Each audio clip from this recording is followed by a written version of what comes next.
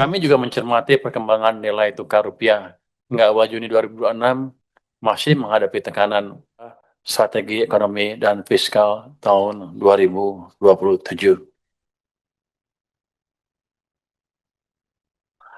Apabila kita cermati, perkembangan perekonomian global masih dibayangi ketidakpastian, namun tekanannya mulai menurun.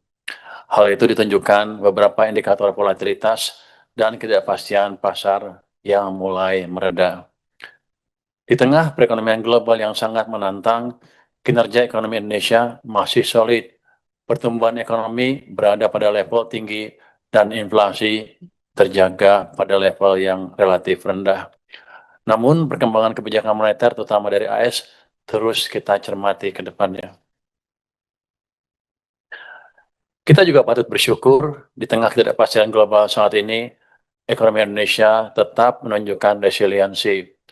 Pertumbuhan ekonomi triwulan pertama 2026 tumbuh tinggi di level 5,61%, inflasi terkendali di 3,08% year on year pada Mei 2026. Sementara itu neraca perdagangan surplus standar kecukupan internasional yang hanya 3 bulan impor. Dengan demikian pula dengan kinerja sektor manufaktur, ini menunjukkan perbaikan pada bulan Mei 2026, mengindikasikan penguatan aktivitas produksi dan menjadi sinyal positif bagi keberlanjutan pertumbuhan ekonomi ke depan. Memasuki triwulan kedua, dinamika ekonomi domestik terus menunjukkan tren yang membaik. Konsumen masih optimis untuk terus melakukan konsumsi, tercermin dari aktivitas belanja dalam Mandiri Spending Index dan indeks keyakinan konsumen dari Bank Indonesia. Aktivitas ekonomi tumbuh positif yang terefleksi pada penjualan mobil, motor, listrik, maupun semen yang mengalami peningkatan cukup signifikan. Sementara itu, kinerja manufaktur juga kembali ekspansif setelah sempat mengalami tekanan pada bulan April lalu. Kami juga mencermati perkembangan nilai tukar rupiah. Hingga awal Juni 2026 masih menghadapi tekanan, terutama dipengaruhi oleh sentimen global, kondisi risk off di pasar keuangan, serta tekanan dari transaksi berjalan dan transaksi finansial domestik. Namun demikian, pemerintah optimis dengan sinergi dan koordinasi yang lebih solid antara kebijakan fiskal, moneter, dan sektor keuangan, disertai dengan perbaikan tata kelola DHE, serta pendalaman pasar keuangan, akan memperkuat pasokan falas dalam negeri ditambah dengan perbaikan kepercayaan investor, sehingga rupiah akan kembali menguat secara bertahap pada semester 2 tahun 2026.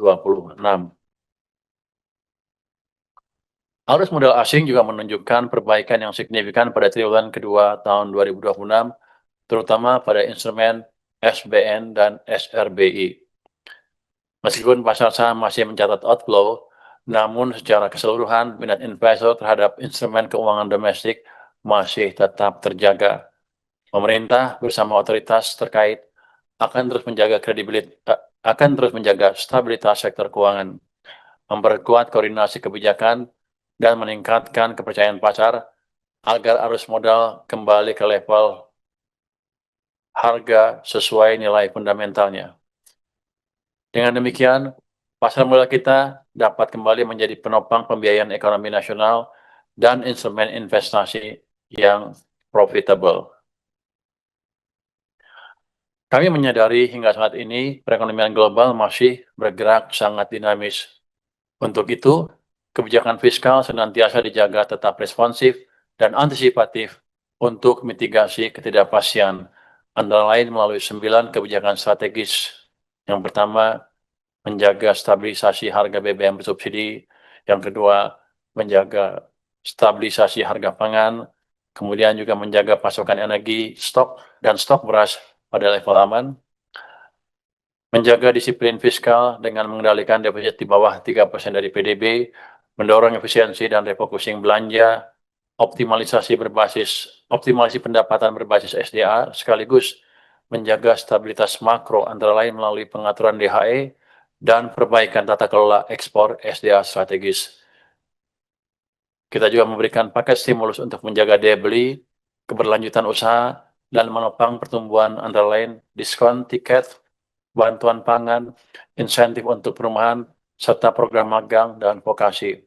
Kemudian kita memberikan perbaikan pola penyerapan belanja agar lebih cepat dan merata, merubah fenomena penyerapan yang semula slow low menjadi quick high, sehingga kuat menopang pertumbuhan ekonomi.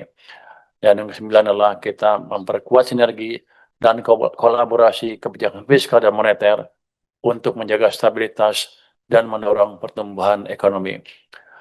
Kuatnya fundamental ekonomi domestik dan didukung kebijakan yang semakin solid menjadi landasan yang kokoh untuk menyongsong dinamika tahun 2027.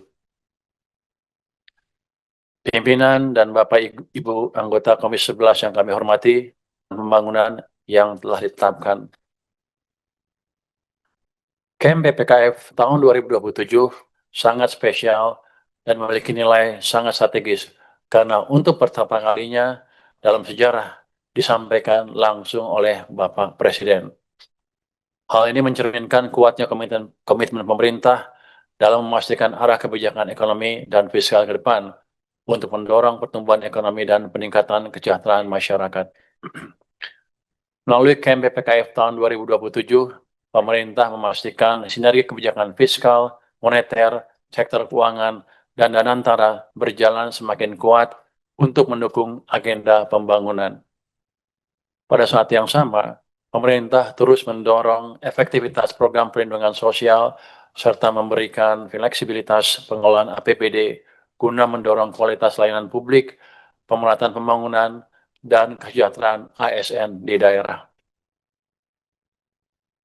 Strategi ekonomi dan fiskal 2027 diarahkan mendorong pertumbuhan ekonomi lebih tinggi sekaligus mempercepat peningkatan kesejahteraan melalui sinergi kebijakan fiskal, moneter, sektor keuangan, serta dukungan daya ungkit investasi dari Danantara. Pemerintah menempatkan APBN sebagai katalis pembangunan, fokus pada pembiayaan kebutuhan publik, serta akselerasi pertumbuhan ekonomi dan peningkatan kesejahteraan. Danantara diarahkan untuk akselerasi investasi pada sektor strategis untuk mendorong transformasi ekonomi. Sementara itu, kebijakan moneter dan sektor keuangan diarahkan untuk menjaga stabilitas sekaligus menopang pertumbuhan melalui ketersediaan likuiditas yang memadai dengan cost of fund yang kompetitif sehingga transmisi pada aktivitas sektor real yang lebih kuat. Melalui strategi pro-growth, pro-welfare, pemerintah menargetkan pertumbuhan ekonomi yang lebih tinggi sekaligus percepatan perbaikan kesejahteraan. Penguatan sinergi tersebut diharapkan mampu mendorong pertumbuhan ekonomi tahun 2027 pada kisaran 5,8 sampai dengan 6,5% dengan trajektori menuju 8% pada tahun 2029.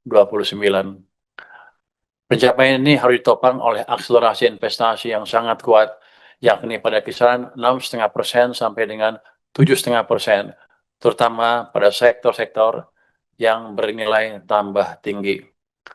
Pemerintah juga akan terus mengoptimalkan langkah-langkah debottlenecking dan deregulasi guna memperbaiki iklim investasi dalam negeri secara menyeluruh. Upaya tersebut diarahkan antara lain pada penyederhanaan proses perizinan, penguatan kepastian hukum, serta peningkatan koordinasi lintas sektor dan lembaga, sehingga berbagai hambatan struktural yang selama ini menghambat realisasi investasi dapat dihilangkan.